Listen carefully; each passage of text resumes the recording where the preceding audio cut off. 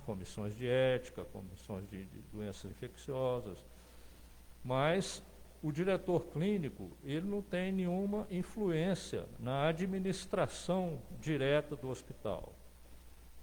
O Hospital Dr. Cândido Junqueira, que é o nosso hospital aqui, ele é uma entidade particular, filantrópica, ou seja, é uma entidade que não tem fins lucrativos.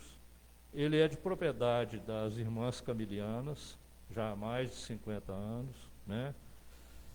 Elas são as grandes responsáveis pelo grande desenvolvimento que o hospital teve nesses anos todos, para chegar no ponto que nós estamos, né?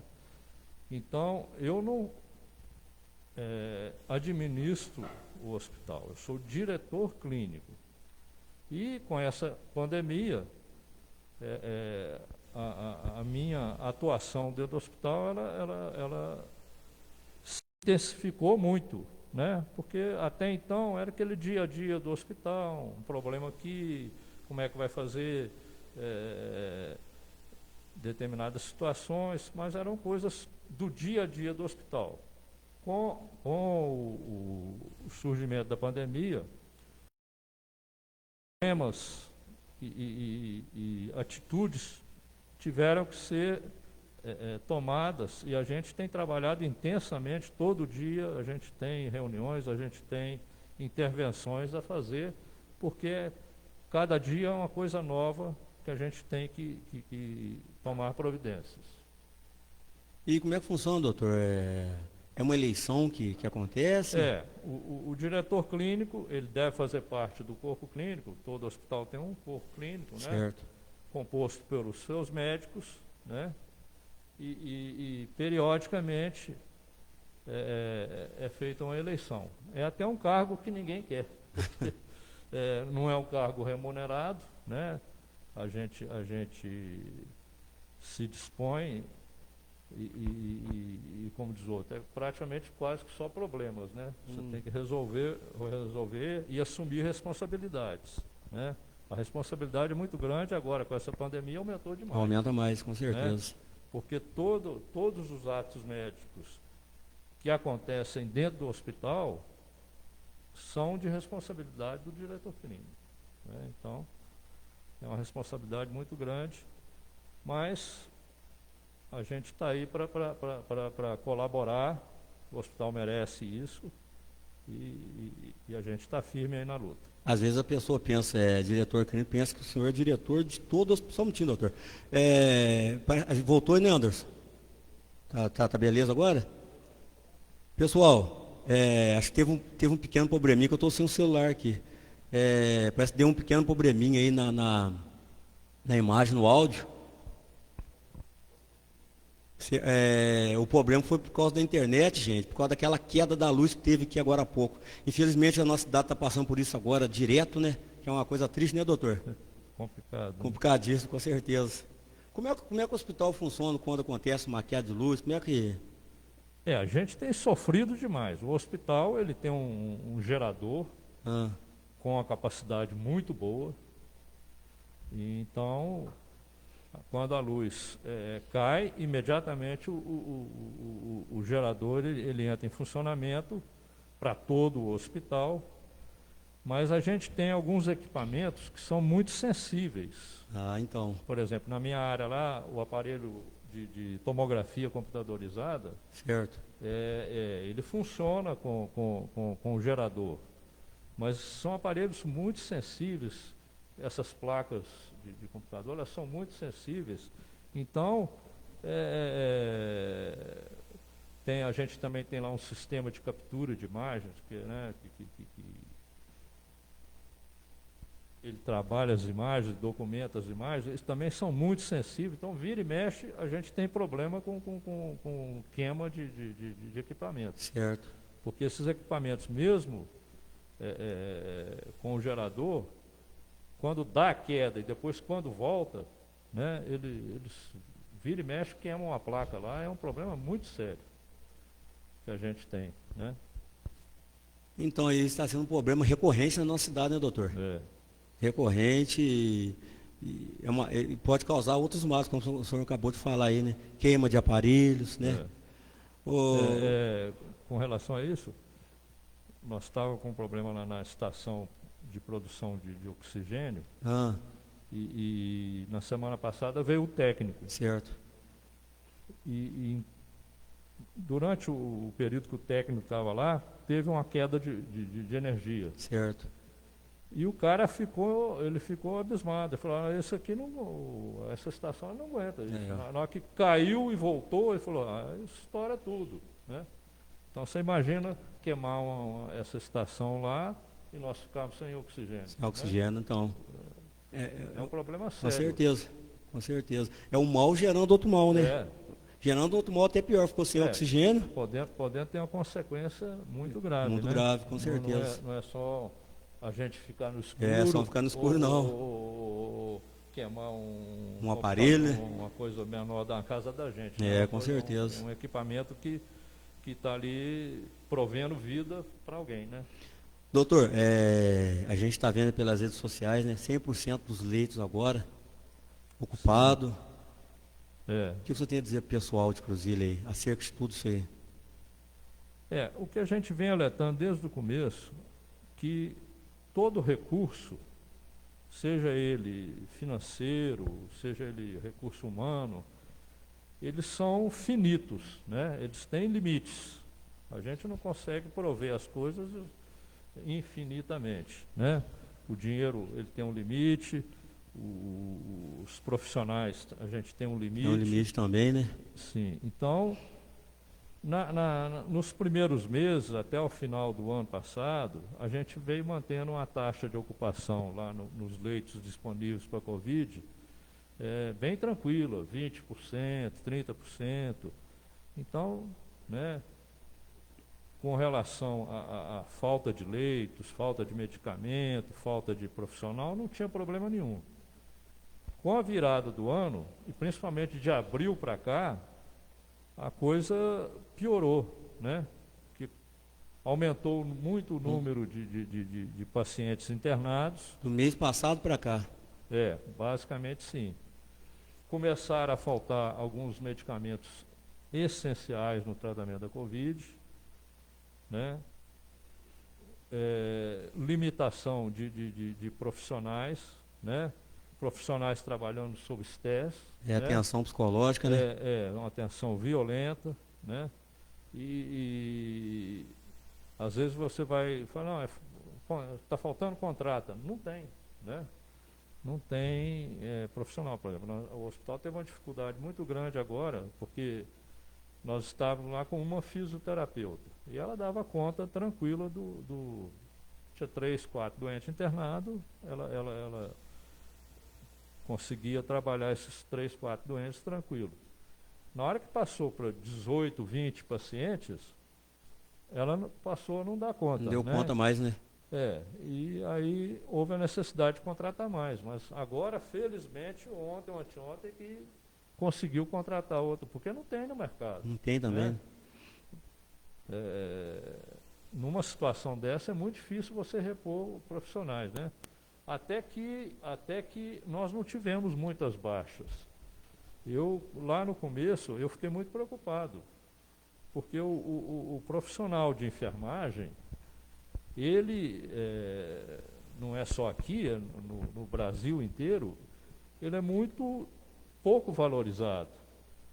Tem uma remuneração baixa, né? Muito trabalho, né? Corre risco também, né, doutor? Um risco enorme de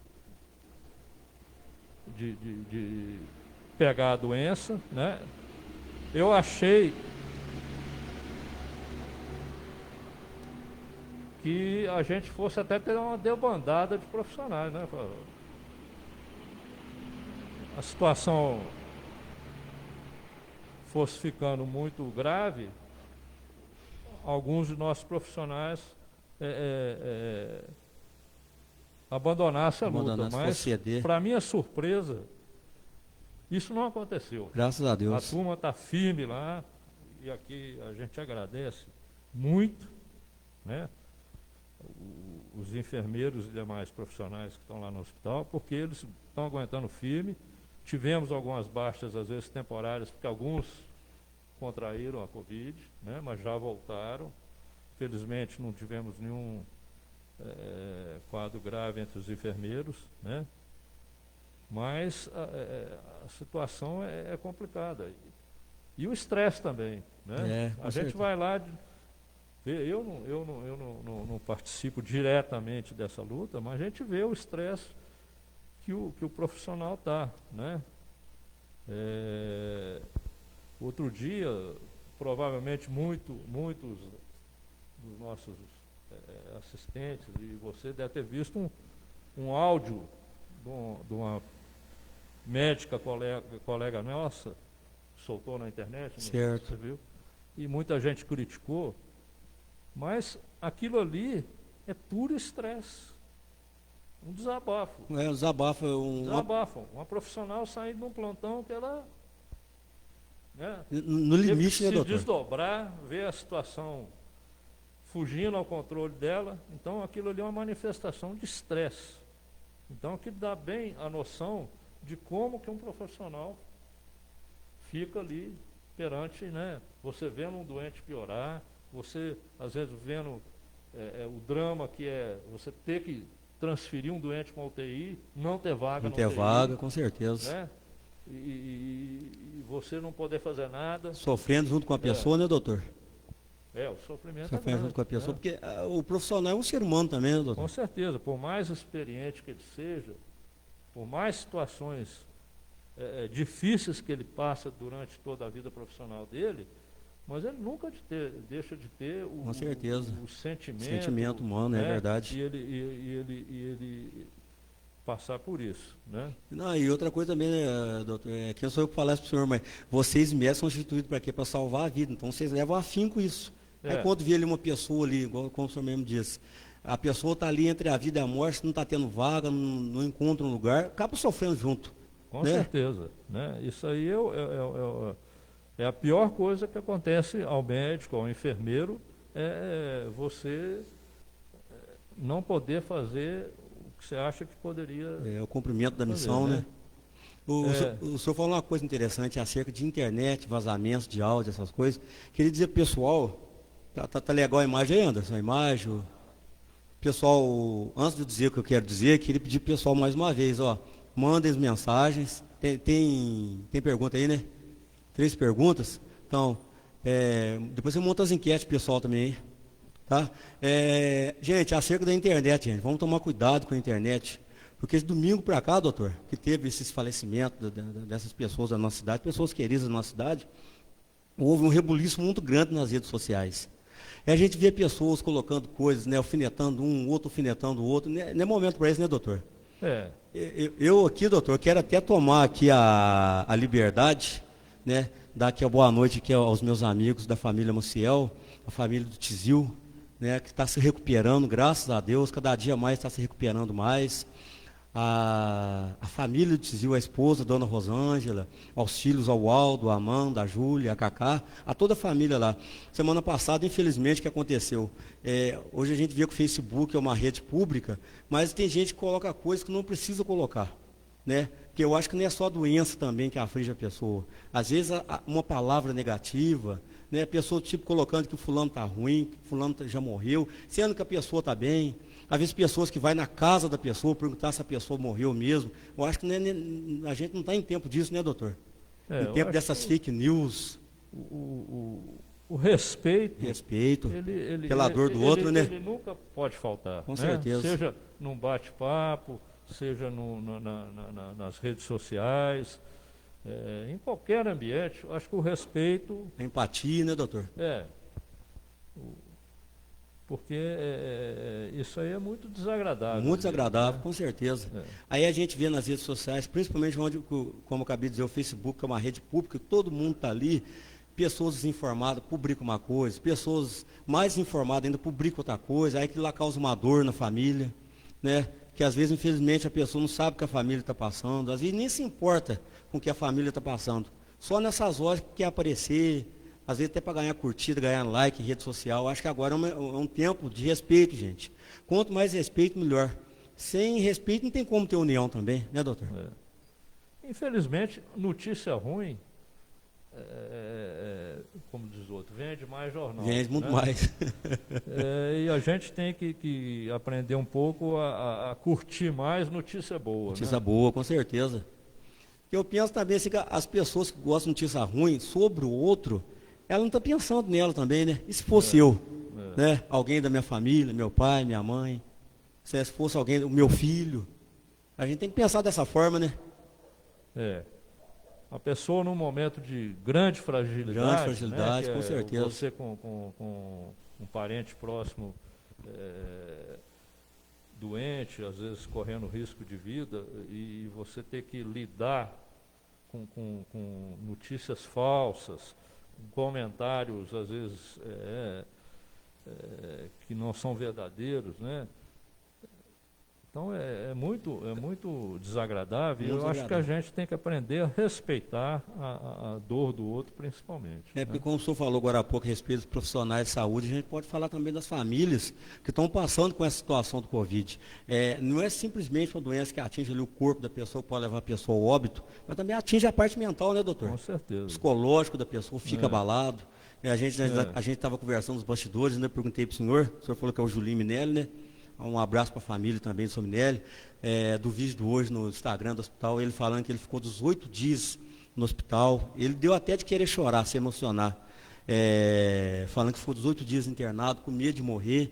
Então, não é só o físico, a cabeça também da pessoa. O Julinho eu acompanhei, é lógico, eu não entrava lá na área de isolamento, mas eu acompanhava, de fora eu acompanhava, né? E sabia porque é um amigo particular meu, eu sabia toda a evolução dele.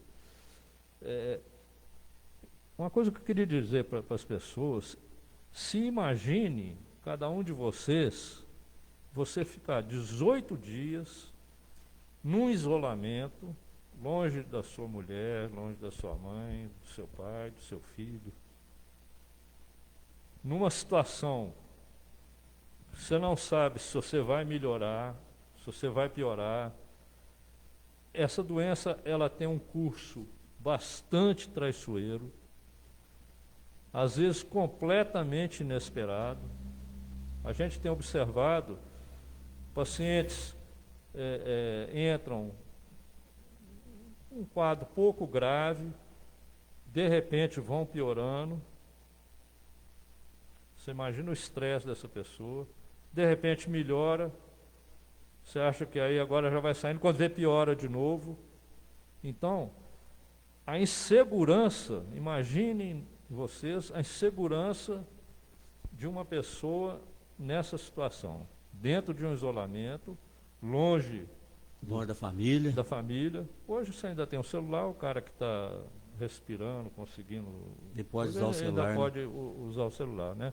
Mas, de qualquer maneira, você está longe, você não tem segurança nenhuma se você vai melhorar, se você vai piorar, se de repente você vai ter que ser entubado, ser transferido, né?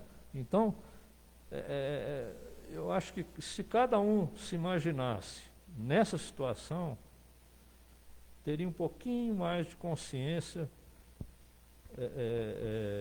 para tentar evitar que isso acontecesse. Com certeza. Eu tenho uma pergunta para fazer para o senhor, mas antes, tem como você ler a pergunta do pessoal aí? Tem sim. No caso, Naná Fernandes, ela está perguntando assim, as pessoas que têm rinite, é mais provável que agravem no quadro de Covid? Não tem assim, uma relação direta, não. Certo? Muito se fala em comorbidade, que a maioria das mortes teriam acontecido ou acontecem em pacientes que têm comorbidade. Isso é verdade, né? Uma doença grave. Se a pessoa já tem uma doença de uma certa gravidade, a tendência é que, se agravar, ela vai correr um risco maior. Mas o que a gente observa, principalmente agora nos últimos casos, que talvez esteja relacionado com essa nova cepa, é que pacientes, às vezes, que você acha que vai evoluir muito mal, que são pacientes já debilitados, às vezes muito idosos, tem um problema de coração grave, às vezes esses evoluem bem. E às vezes uma pessoa mais saudável, que você espera que vá ter uma evolução boa, de repente agrava o quadro e eventualmente pode até morrer, né? A rinite crônica já é uma doença respiratória, geralmente de fundo alérgico, né? Que estaria relacionado também no mesmo grupo com a asma brônquica, que é uma doença também bastante comum, né? Mas não tem assim, uma correlação direta, não. E é um grande problema que está havendo na Covid, você não tem um parâmetro, o médico não tem um parâmetro de qual doente que vai agravar e qual doente que não vai agravar. Porque se a gente tivesse algum marcador, algum fator que a gente pudesse prever, não, esse doente aqui vai agravar, aquele ali não vai. Mas, infelizmente, até o momento a gente não tem essa noção. Bom, a próxima pergunta é da Vanessa Arantes. Ela está perguntando assim: quem tem problema de rins não pode tomar vacina de comorbidades? Vacina o quê? De comorbidades. Não, pode. Tá, tem algum eu não sei dizer qual o grupo de doenças, mas a insuficiência renal, que é uma falência dos rins, que pode ter várias causas, né? A insuficiência renal está incluída no grupo que pode. Agora, por exemplo, paciente que tem pedra nos rins, isso aí não está incluído. Infecção urinária, não está incluído num grupo que justifique ter vacina antes dos outros. Não sei se foi isso que ela quis. Bom, tem mais uma pergunta da Clarinda Rodrigues. Clarinda, boa noite, Clarinda. Clarinda com a gente toda a live, doutor. Ela gostaria de saber o seguinte: gostaria de saber se os sintomas da P1 são os mesmos da comum. Por enquanto não tem nenhuma diferença assim confirmada. O que se tem observado é que essa variante P1 ela teria uma transmissibilidade maior, certo? E que as fases de evolução da doença seriam mais curtas, ela teria uma evolução mais rápida. Isso a gente tem escutado aí do pessoal para fora, mas embora eu não trate doente nenhum, mas a gente vai acompanhando e a gente procura se informar dos pacientes que estão internando, e a gente também não tem certeza se a maioria dos pacientes nossos que estão internando são dessa variante. Com relação a tempo de evolução,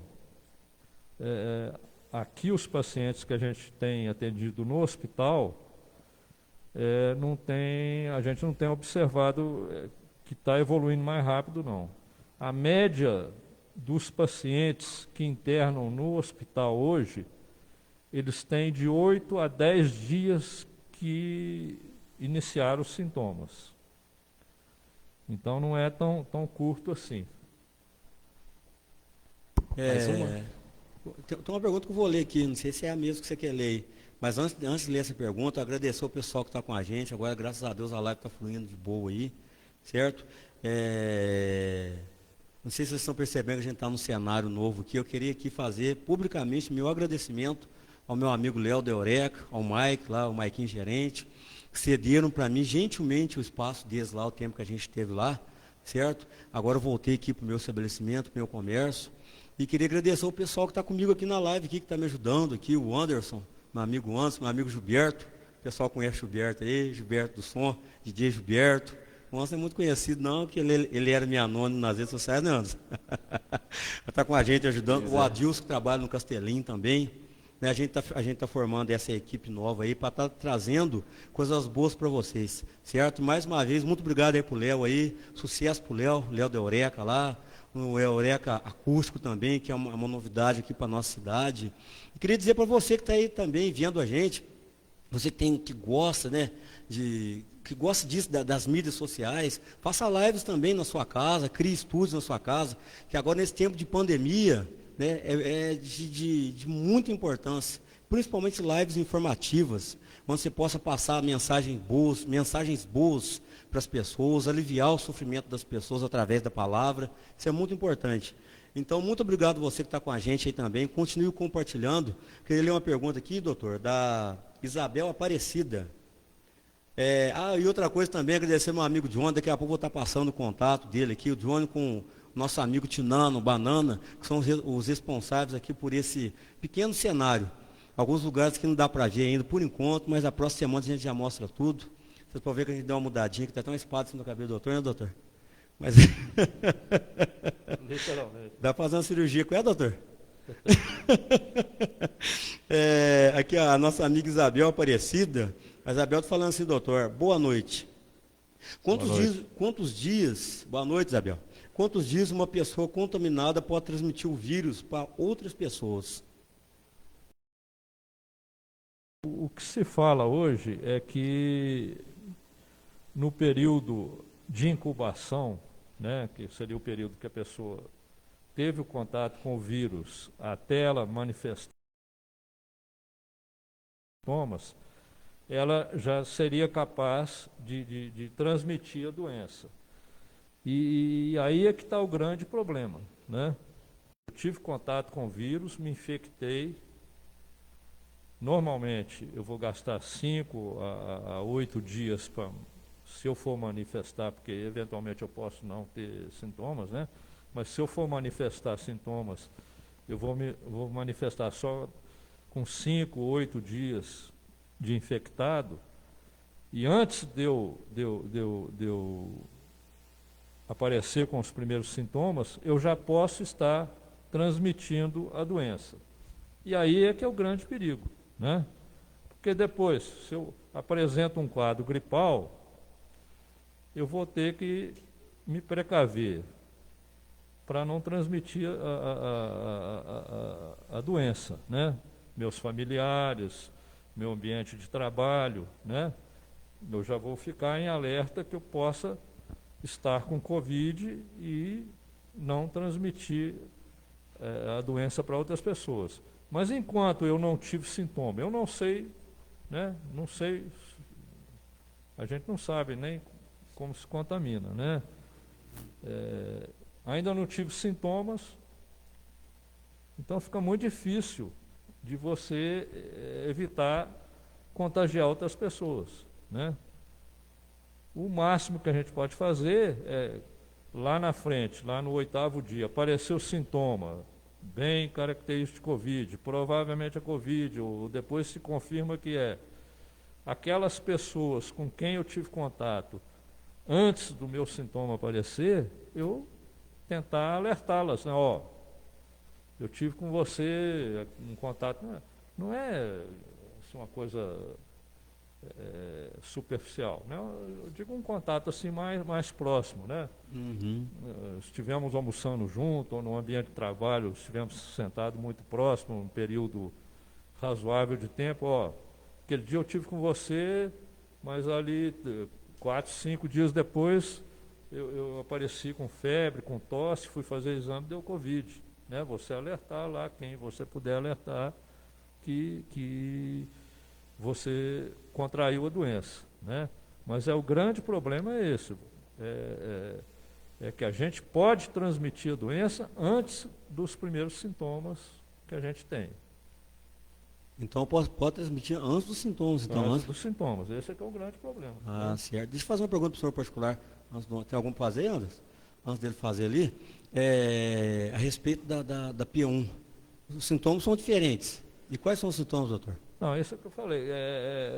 O que se tem falado é que ela está atingindo mais pacientes mais jovens, tem tido, embora não haja trabalho ainda confirmado, mas que parece são quadros mais graves e mais rápidos, né? E tem uma transmissibilidade maior. Ela é capaz de infectar mais do que a variante inicial. Aqui a Carla Ramos. Boa noite, Carla. A Carla está falando aqui. Boa noite, doutor Marcelo. Boa noite, Riquinho. Boa noite, Carla. Há muitos casos de pessoas reinfectadas com o Covid. Tem sido relatado, mas parece que não é tão frequente assim, né? Mas tem tido, né? E principalmente com variantes novas, né? Mas tudo é muito duvidoso, né? Porque mesmo nós temos uma quantidade razoável de diagnósticos que não são reais, né? Às vezes são por presunção, né? Os exames, o exame mais confiável, que é o PCR, que é o exame lá do fundo da garganta, suave da garganta, ele embora fosse para não ter margem de erro, ele tem, porque é um exame de coleta difícil. A pessoa precisa estar muito bem treinada para fazer uma coleta bem feita. O transporte desse material para o laboratório tem que ser muito bem feito e às vezes não é, né? Então tem muito diagnóstico falso positivo e que depois a pessoa tem a Covid e fala, não, eu já tive lá atrás. Mas que a gente tem que olhar com uma certa crítica se realmente teve mesmo. Mas existe reinfecção, principalmente dessas novas variantes, mas não é uma coisa assim muito comum, não. Não é comum, não, né? Não é muito comum, não. Perguntaram também aqui, agora a pergunta já passou, mas a Cristiane, boa noite para a Cristiane aí. Mandar um abraço para a família da Cristiane, que ontem foi aniversário do irmão dela. A Cristiane está perguntando, doutor, se tem casos de Covid, de crianças aqui em Cruzília que ficaram infectadas. Muito pouco. Mas tem casos? Tem, muito pouco. Nós não tivemos nenhuma internação. Até a gente tinha um leito referenciado, esse leito até foi retirado. Primeiro que não usou e a gente foi fazer uma revisão crítica. A gente não tinha condições técnicas de ter esse leito, porque precisava de equipamentos próprios para a pediatria, para isso, e o Dr. Carlos Holanda, que é o nosso pediatra lá, ele achou que a gente não teria condições. E, felizmente, realmente é uma faixa etária que, se a gente olhar nas estatísticas mundiais do Brasil, a incidência, e principalmente de quadros graves de Covid, é muito baixa, né? O caso Holanda tem relatado, ele tem alguns casos, e com relação a isso, ele está mais preocupado. Existe uma síndrome pós-Covid, que dá em criança, que chama síndrome inflamatória, que ele já teve uns 2 ou 3 casos aí, que a criança tem uma Covid bem leve, e depois, algumas semanas depois, ela manifesta assim, sinais de inflamação gerais, lesões na pele, febre. Ele relata que teve uns 2 ou 3 casos desses, mas felizmente são coisas raras. E geralmente de pouca gravidade. Interessante, não sabia disso. É uma síndrome pós-Covid. Chama síndrome inflamatória. Certo. Essa síndrome inflamatória, ela já era relatada com algumas outras doenças virais, e agora com a Covid ela tem aparecido também. Interessante. Tem alguma aí, Anderson? Bom, tem mais uma da Daiane Romano, e ela está perguntando o seguinte: já teve caso aqui em Cruzília da pessoa ter tomado as 2 doses da vacina e ter ficado ruim no hospital? Sim. Tem morte. Caso é de óbito, né, doutor? Temos óbito. A Maraísa.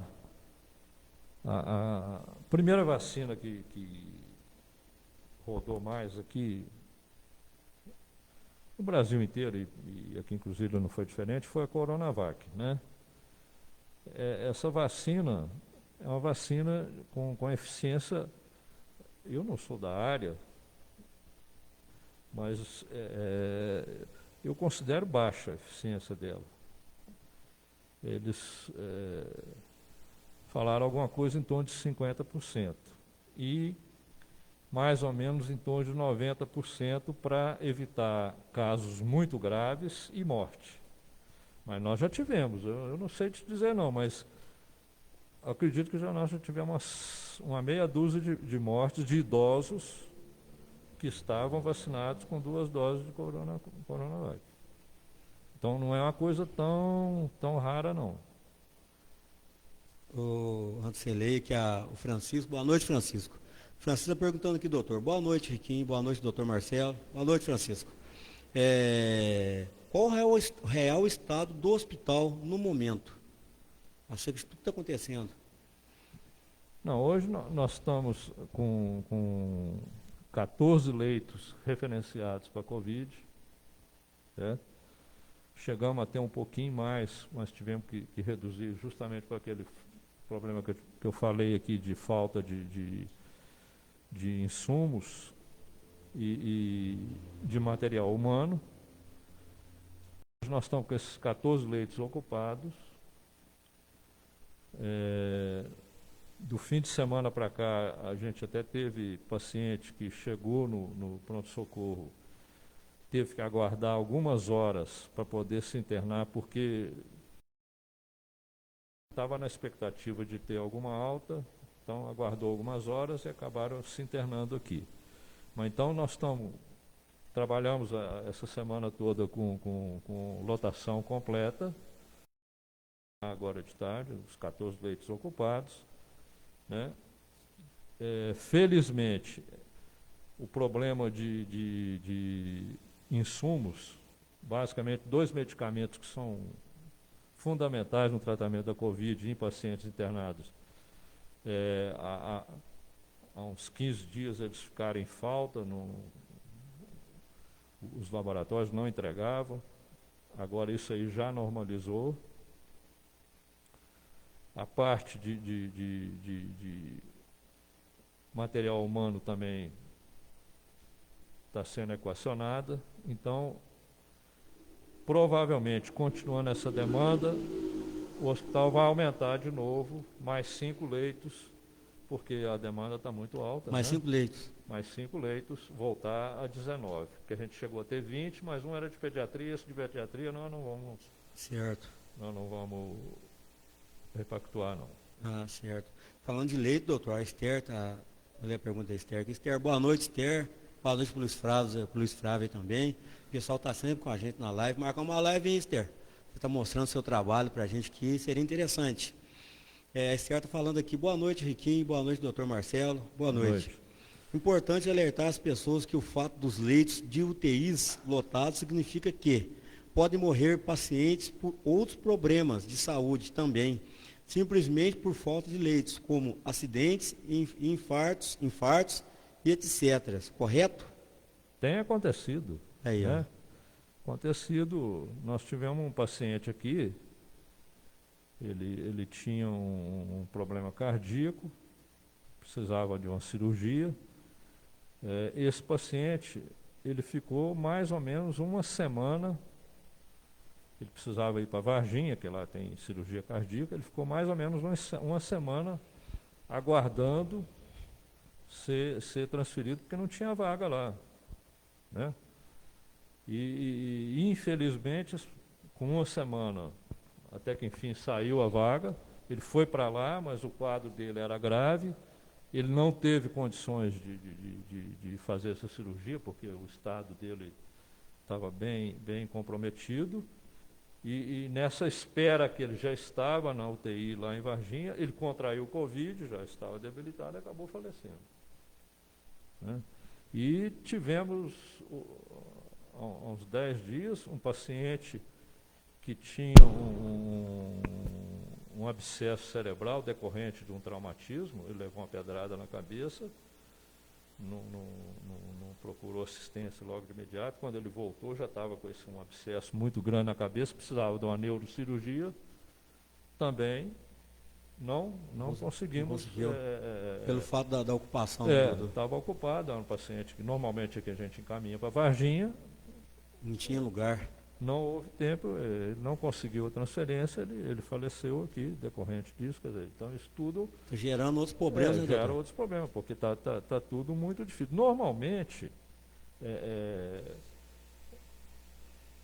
em algumas situações, você tem muita dificuldade para transferir paciente para UTI. Certo. Normalmente. Porque normalmente, hoje, está falando muito que está faltando UTI, que papapá.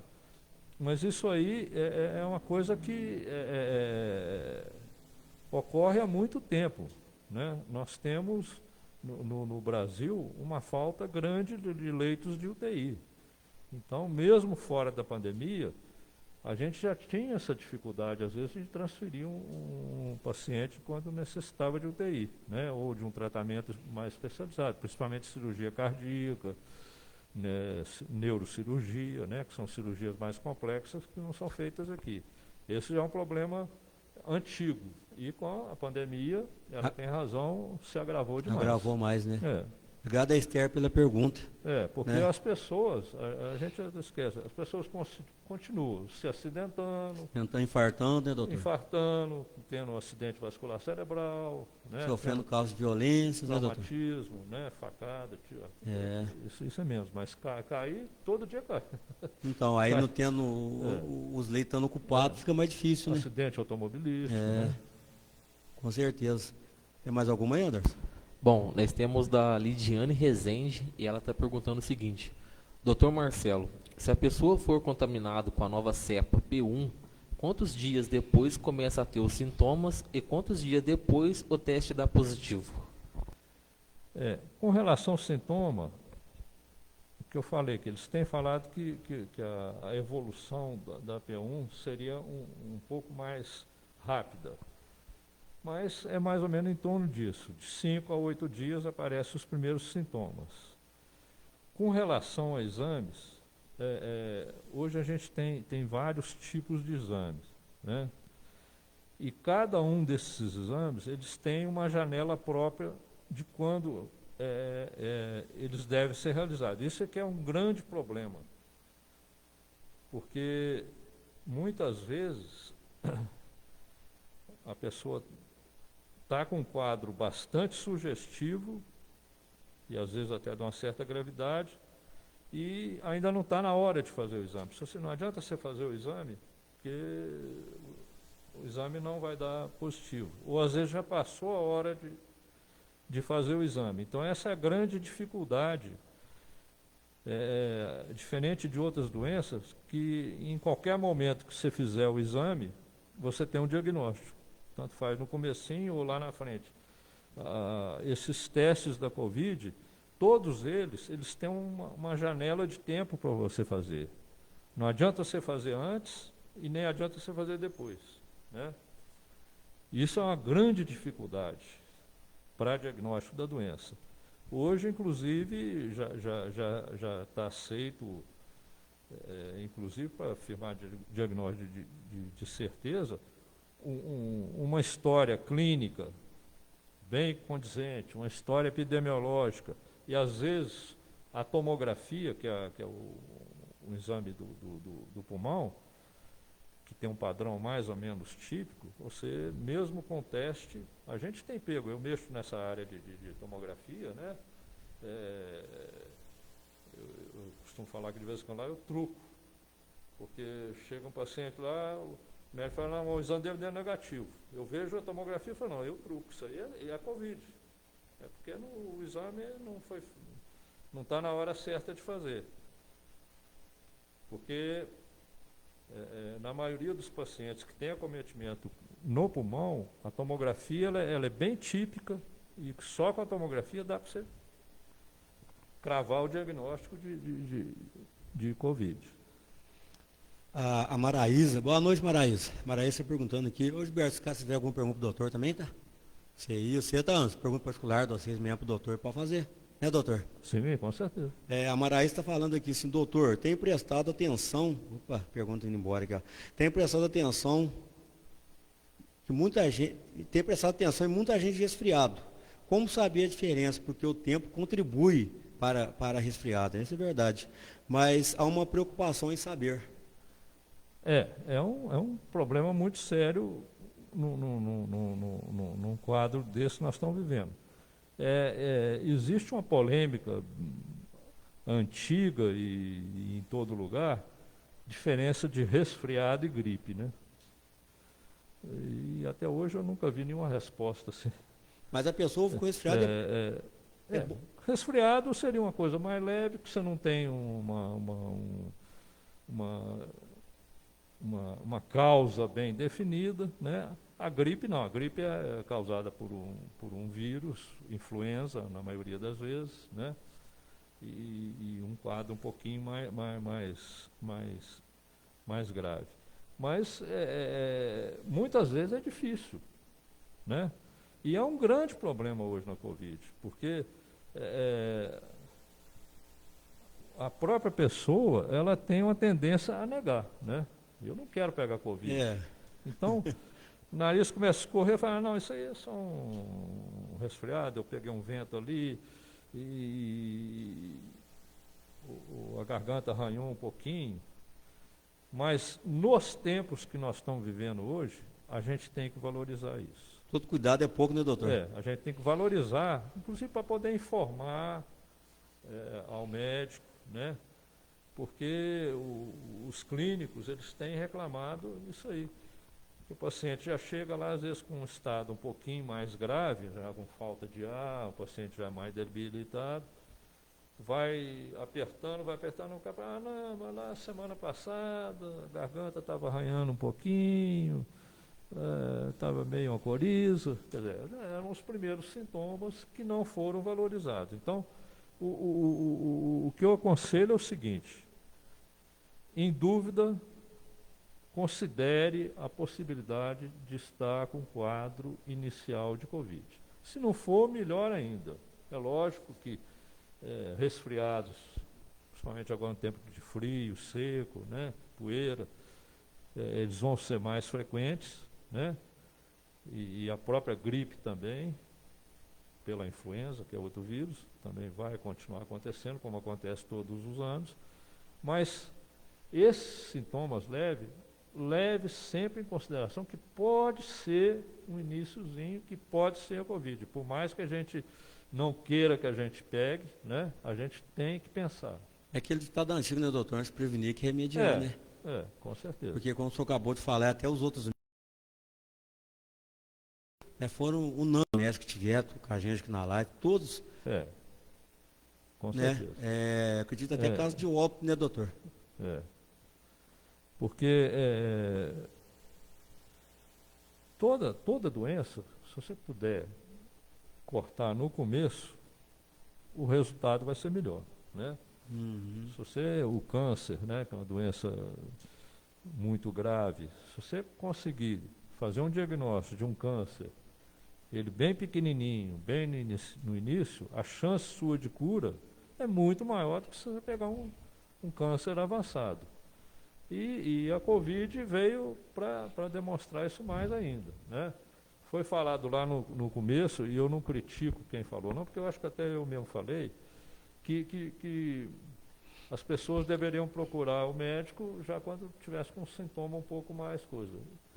E isso aí realmente teve que ser revisto, porque quanto mais cedo você, tanto em termos de você tomar precauções para o quadro não se agravar, como para evitar mais contágios, principalmente a familiares, a pessoas do ambiente de trabalho, melhor né?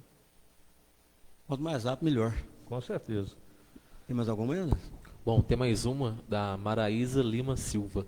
Ela está perguntando o seguinte: Dr. Marcelo, tomei a vacina AstraZeneca, passei muito mal, tontura, vômito, corpo muito ruim, como se tivesse com a própria doença. Esse efeito colateral é muito forte. O que pode ter acontecido? tem sido relatado muito esses sintomas, né, na AstraZeneca, muito mais do que na Coronavac. E isso tem uma explicação, porque o mecanismo de fabricação dessas vacinas são completamente diferentes. Né? Então, ela é feita com a tecnologia que a maioria das vacinas que a gente conhece eram feitas, né? A AstraZeneca é uma tecnologia nova, certo? E ela, inclusive, parece que tem um resultado melhor, mas tem esse porém. O número de reações indesejáveis é maior, mas felizmente são esse tipo de reações, né? Dor no corpo todo, às vezes febre, né? Mas não tem assim uma incidência de reações graves, né? Importante. Tive Covid há uns